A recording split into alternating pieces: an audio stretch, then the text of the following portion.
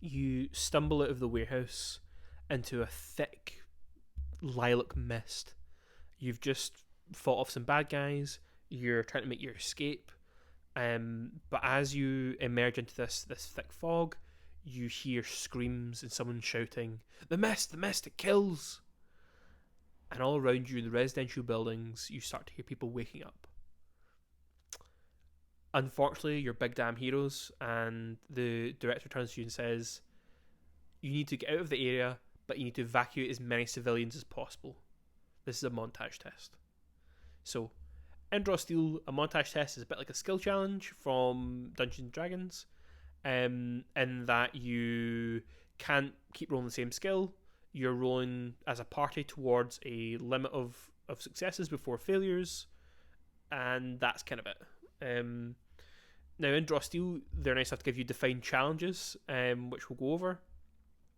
But the basic gist is, with both of these, get more successes than failures. If you do really well, you get a really good outcome. If you do really badly and fail, the outcome is poorer. So in this case, I said to the players, I was like, okay, you have a couple of different challenges you're facing. First of all, it's hard to see. Trying to find your way out of this area is difficult. So finding a good route out. People are panicking. Those who've come out and saw the mist and hear the screams are starting to freak out. Some people are still sleeping. Not everyone's been woken up. And you also don't understand the nature of this danger, like what is going on with this mist. So, move into the order of operations. It's 2 rounds. That's the limit. I told the players they needed 6 successes before 4 failures, which I think is around a medium to a hard montage. And they took it in different turns and quite with different things. So you can't deal with the same challenge more than once. I think there's some occasions where you maybe can, but once someone's solved a problem, you can't then use your turn to solve it. You can make a test on your turn, you can make an assist test, or you can pass. You'd maybe want to pass if you really had nothing to contribute and really couldn't think of anything, but generally you want to do something because of that time limit. So we had a player go, I'm like a criminal, I maybe don't know this area, but I know the way criminals operate. I'm going to have a look around, I'm going to try and look for sort of wee alleyways and sort of quick shortcuts. And I was like, that makes sense to me. You're searching for something, maybe make that an intuition roll. And they said to me, well, I have navigate and I have criminal underworld, can I add one of those skills? And I was like, absolutely. So they're rolling, they're adding intuition, they're adding +2 for their skill. So they rolled success. There we go, 1 tick, brilliant. That's one of the 6 successes. The next player says, say everyone's still asleep, I have this title from my class. I think he was a gladiator, and basically means he's good at making speeches. And he's like, when I make a speech, everyone around listens. Can I start basically like shouting and use this feature to try and wake everyone up and attract everyone's attention? And although that's not like a skill test, things like that are where you're expending a resource. The system allows for you to just give an automatic success there. So in this instance, I did the same thing. That started a little bit of a chain where the next player was like, well, I have Void Sight and I can spend resource to share it. Does that mean I get a free success for that? And I had to sort of rule as a director here, but I went with no, but you can give an edge to people. So what this character basically doing is letting other people see through the magic mist. So I let the party see through it. It's like, we're going to give an edge to people who are making rolls this round. So that worked. So now that everyone's awake, now that there's a route out, our devil character had I think they were a performer. So like, can I just reassure people and can I keep everyone calm as we're moving them? They give it a roll, fail. All these tests still have the sort of easy, medium, hard, and just with certain conditions, even with an edge. I think it was a hard. I can't remember the exact circumstance, but I tend to assume everything's a medium unless there's a reason for it to be harder or easier. So that was a fail. So I've now got 2 successes and 1 fail.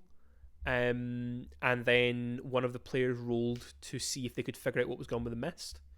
And that was a failure, so that was another failure they'd racked up. And that was like, that's 4 players, 2 successes, 2 fails. And our last player again tried to see what was going on with this mist. And they rolled with magic, so I think they rolled a it would probably be reason. I think it was the other elementalist. So they rolled a reason, and they want to add their magic skill. And I was like, yeah, there's something sort of necrotic going on with this mist is some kind of necromancy magic affecting it. Success. Moving on to round 2. So they've still got 5 turns. They've got I think 3 successes left to get, but if they get 2 failures, they're done. Now, what you can do then is add in more challenges. So, because it was such a small list of challenges, I probably was allowing for you could reuse some of them. But I threw in the mix. I was like, you know, this mist is dangerous. So one of the challenges is how can you reduce that risk, or that reduce how much it's affecting you while you're trying to save people. And the second one is you guys yourselves need to get clear, otherwise you're not going to make it. So again, we had a player roll, and they wanted to make face coverings to stop the mist coming in. It's kind of magical, but I kind of liked it. So they rolled for I think it was agility, kind of like they're acting quick on their feet, and added tailoring as their skill. Success. And then players started to try and get their own way clear. And we had another failure, which took us right to the wire. So we had another success. So we're on like a five successes, 3 failures. The last roll counts.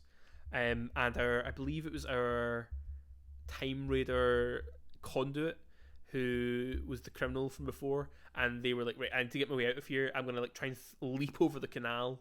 And they did. They got a success, and that resolved it. So basically the way it works is there's 3 different possible outcomes. You can have a total success, a partial success, or a failure. A total failure in this instance meant basically you make it to the other side and you look back and there's just the majority of the district lying dead on the canal. A partial success was you get across, you've got a few people with you, but there's some amount have just not made it. And then a total success was pretty much you got just about everyone out. As far as you can see, the area was evacuated safely. And it's dead simple. If you failed, you failed. If you got all the successes in the time limit, you succeed. You can get a partial success by getting 2 more successes than failures when time is run out. That wasn't really an option for us because of how close to the wire it kept going. Kind of one here, one there, one here, one there. But that's how it works. So in this instance, we actually had 3 of the players stay behind and died. This was part of their origin story. They became revenants, which was part of the context of the Lilac Mist. But the montage, it just served as a way for the heroes to really use all their skills and feel heroic. I feel like they were doing something. It wasn't about we did this thing, we got paid. It was we did this job. We're now in a scenario where we can save our own hides, but we need to do something bigger than us. And it let a couple of characters who were more on the sort of criminal, self-serving side have to define how it is they are heroes. This game is about heroes, and that really helped them define it. Other montages we've had, we had one in the game last week about it was basically racing to cross a desert to reach this tomb before the enemies did, and we totally bombed at it. And that meant when we entered the tomb this week, they were ahead of us. They'd already it worked out in our favour. There was a lot of traps were already activated, and they'd killed a bunch of the bad guys. But they were ahead of us. They'd got to the tomb. They've got the item. There was loads of people lying in wait. We had to kind of really fight our way through. And I think that is the strength of the system. Is it's not just as simple as, hey, you're facing 2 more enemies. It can be as simple as that. If you failed, you're facing a bunch more enemies. Partial success, a couple more.